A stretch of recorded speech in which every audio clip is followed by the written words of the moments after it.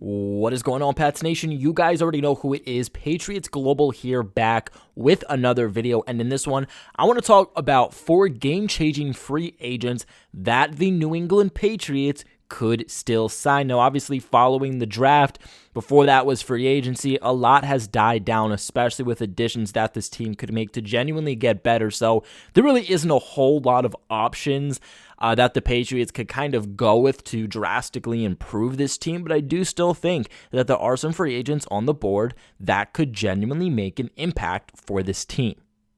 Now, first up on this list is going to be a defensive player, and it's going to be a cornerback. This one's going to be Chris Harris Jr., and unfortunately, the New England Patriots really didn't make any splash moves at cornerback. They let J.C. Jackson walk in free agency, and they really don't have that next big corner. They did add 2 corners in this draft, a 3rd-round pick and a 4th-round pick. But unfortunately, none of those guys are really outside corners, let alone proven outside corners. And the Patriots really just need a guy who can play on the perimeter of this defense. Now, Chris Harris is 32 years old, and it's very clear. It's very clear that he's approaching the end of his career, but he's still a very decent cornerback. He recently played with the Los Angeles Chargers this past season and did a very decent job for them. Was he elite? No, but he was still decent. And again, the Patriots at this point are going to get what they can get. You know, I think a lot of us are going to say, hey, go ahead and get James Bradberry, and I'm going to make a video on that, but unfortunately, I do think James Bradberry is going to be a very pricey guy, but Chris Harris has been a free agent since March, and no one still signed him. I think this could be a very cheap deal for the Pats. Now, Harris would definitely give the Patriots much-needed stability at arguably the most needed position for this team right now. Now, not only that, but you're not going to be relying on Jack Jones or Marcus Jones to really step in and play a key role for you right away. You're going to get a guy who has an elite resume. You know, he's played elite at times in the past, although didn't play elite this past year, but was still a number 1 corner for the Chargers last year. But that veteran aspect in the locker room, especially with these young guys, is definitely going to help with their development.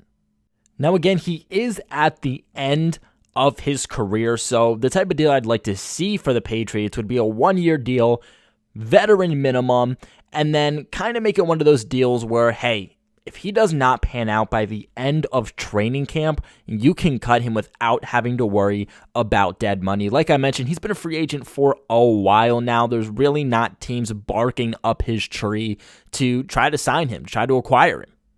And I think the upside is definitely there. Is it going to be a game-changing one like James Bradberry? No, it's not going to be. But again, the Patriots need help. They need bodies at perimeter cornerback. And Chris Harris at this point is going to be one of the best cases for the Patriots to do so, especially so pressed against the cap. Now, next up on my list is also going to be another defensive player. This time it's going to be the interior of the defensive line. Now, the Patriots really didn't address defensive line at all during this draft, and not really much in free agency also. In fact, they didn't in free agency. And I think one thing the Patriots really need to add, it's a low-key need for them, is a guy next to Christian Barmore that can, 1, accurately and consistently rush the passer, and 2, also be able to stop the run. Unfortunately, the Patriots outside of Christian Barmore just have guys that can either do one of the two. Either stop the run or can rush the passer. They don't have both. And we've seen just how much value Christian Barmore has just in his rookie season as a guy that can do both of these things, both rush the passer and be a run defender. That versatility has shown his worth in just 1 year. Now imagine if you had 2 guys like that, and that is where Akeem Hicks comes in. Now Akeem Hicks, you'll know him from playing with the Chicago Bears. He's currently 32 years old, so he's another guy kind of on the outside looking in at this point. His career is kind of starting to come to an end too, and he's another guy who's a very good free agent that just still is not signed up to this point, but he's one of the best, and to me, one of the most underrated interior defensive linemen in the entire National Football League.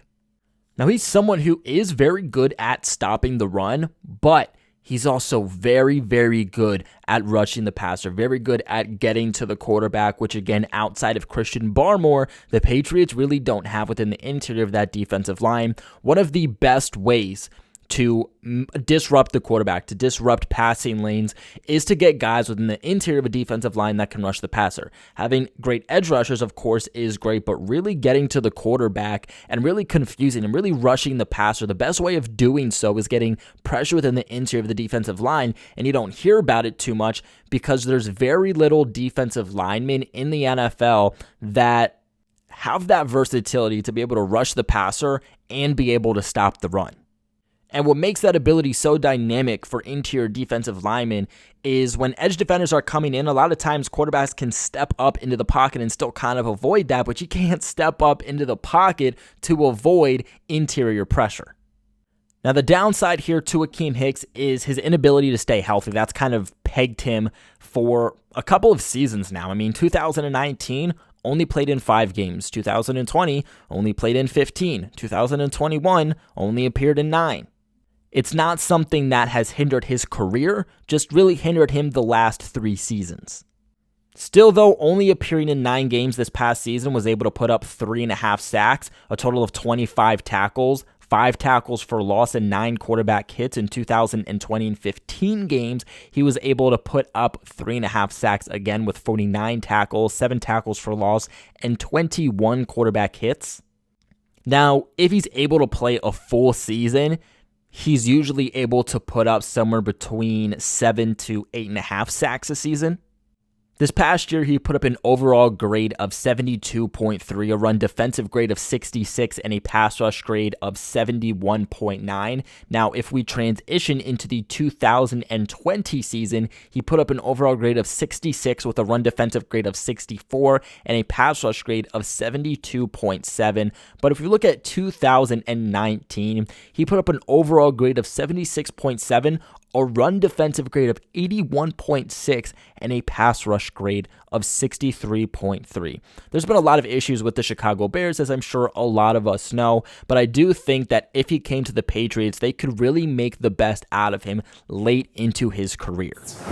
Now, next up here, we're going defense again. Yes, defense again. I think the Patriots added a lot of offensive players. We do have one offensive player on this list, but I think if the Patriots are going to make any real moves, it's going to need to be defensively, especially after the second half of the season kind of showed out for this defense. But it's going to be Trey Flowers. And I think I can speak for most Patriots fans when I say I'm pretty surprised Trey Flowers is still not a New England Patriot after the Detroit Lions released him. Now, Trey Flowers' first 4 seasons with the Patriots really made his career. They were absolutely stand out each and every single one of those seasons, obviously minus the first because he was dealing with an injury. But his first real season with the Patriots in 2016 was able to put up 7 sacks. The following season, 6.5. The following season, 7.5. That led to his big contract there with the Detroit Lions, which only ended up pegging them 1 good season. That was the first season Trey Flowers had, of course, with Matt Patricia and the Detroit Lions. That first season with them, he put up a total of 7 sacks, but the last 2 seasons with the Detroit Lions, he's only put up a total of 3.5 sacks, obviously leading to his release. Now, I firmly believe that Trey Flowers is still an excellent player. He just does not belong in Detroit. Detroit does know how to use him. Bill Belichick and this coaching staff, they know how to use him. And I think if he wants to get one more big contract before he leaves his NFL career, the best way of doing so is coming back with the Patriots. Bring him back on at least a 1-year deal. If he wants to reset his market, get a big contract, get the bag later, then okay. But the Patriots need somebody opposite of Matthew Judon to rush the passer. Obviously, we all thought that was going to be Kyle Van Noy. He was released. The Patriots just don't have that guy unless it becomes Ronnie Perkins that is going to be the person opposite of Judon that rushes the passer. And that two-headed monster on both sides of the defensive line is very, very important in the NFL. Luckily enough for the Patriots, Trey Flowers is a guy that already knows the system. You already know what to expect from him. You know how to utilize him, and he's very versatile. Not only can he play in the interior of the defensive line if need be, but he can also play right defensive end and left defensive end, both of which he actually played for the Patriots. Trey Flowers is also one of those guys that in his time with New England was very versatile, not just on where he can play, but in the type of game that he was producing on the field. Not only can he rush the passer effectively, and while he was in New England, he was arguably New England's best pass rusher, but also he's very good at stopping the run. The issue with some of these edge defenders over the last several years we've seen come in and out of New England have either been guys who can stop the run or guys who can rush the passer, and a lot of time these guys that can rush the passer can't stop the run. Trey Flowers, though, is the type of guy that has always been able to hold his own on the edge. Flowers, to me, without a doubt, is a guy you plug in year one, day one, and immediately makes that game-changing impact. Now, before we get into this last guy, I want to give a big shout out to the sponsors of this channel, betonline.ag. Guys, our partners over at BetOnline continue to be the number one source for all your betting needs and sports info. Find all the latest sports developments, including updated odds on the playoffs, fights, and even next season's futures. And don't forget that baseball is back, and the start of the Major League Baseball season is finally here. BetOnline is your continued source for all your sports wagering needs, including live betting and your favorite Vegas casino and poker games. It's super easy to get started, so head to the website today or use your mobile device to join us using that promo code CLNS50 to receive your 50% off welcome bonus on your first deposit. BetOnline, where the game starts. But lastly here, some are going to like it, some are going to hate it, some are just done hearing about it. It is Odell frickin' Beckham Jr. Look, Odell's time in the NFL, it's coming to an end, okay? And we have heard for the last, 5 years about Odell Beckham Jr. coming to the New England Patriots. It is bound to happen at some point. We need to see this happen before he decides to leave his career behind him in the NFL.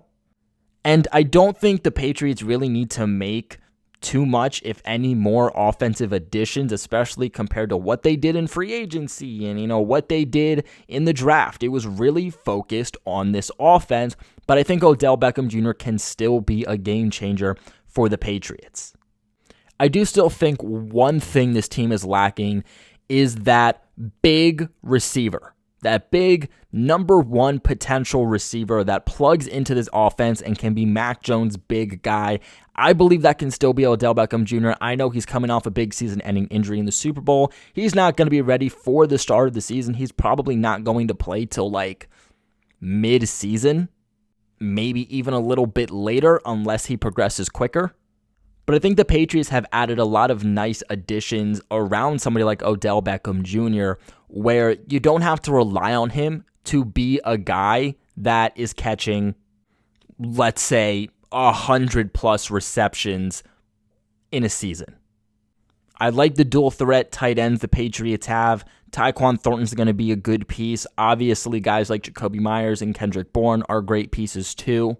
But the speed, the versatility, the route tree, not just as a deep threat, but even a short to intermediate threat that Odell Beckham Jr. is, just seems like a perfect scheme fit here for the Patriots. And because of that injury too, I don't see a lot of teams barking up Odell Beckham Jr.'s tree, meaning that I do think the Patriots could get him on a cheaper deal.